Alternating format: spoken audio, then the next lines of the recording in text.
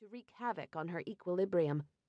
She put the pot back on the warmer and brought his cup over to the counter where he sat, front and center, casually overwhelming the small space with the sheer force of his presence.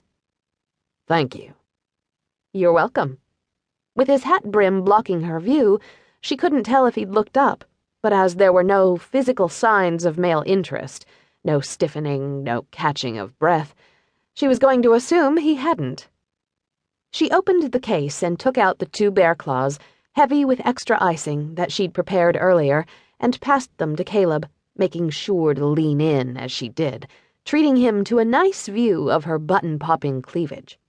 This close she couldn't miss his scent, as it mingled with odors of cinnamon and sweet dough. He smelled of the forest, of wildness, of heaven. Good grief, was there anything about the man that didn't make her mouth water? Caleb hooked a finger on the edge of the plate and pulled the offering toward him, the creases beside his mouth deepening just a touch. With amusement or irritation? "Thank you."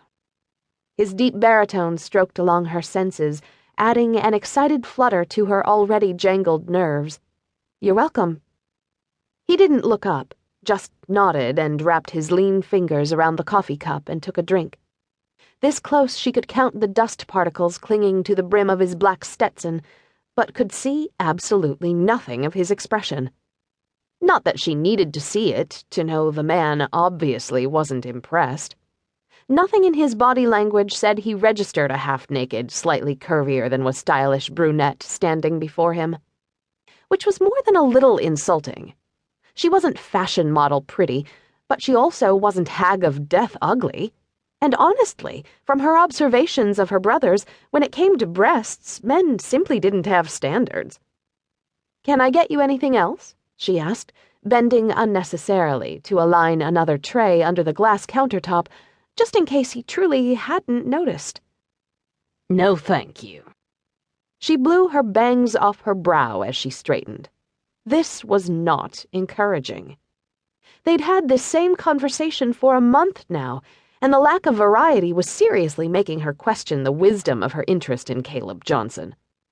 After all, a body to die for, high cheekbones, forest green eyes, and more testosterone than one woman should have to endure without a tranquilizer could only carry a man so far.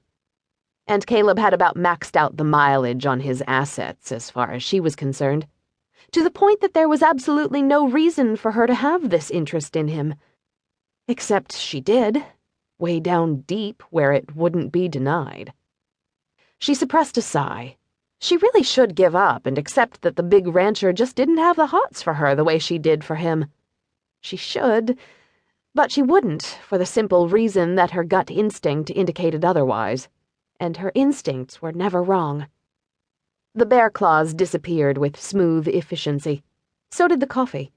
Caleb wiped his mouth, the white of the paper napkin startling against the darkness of his skin.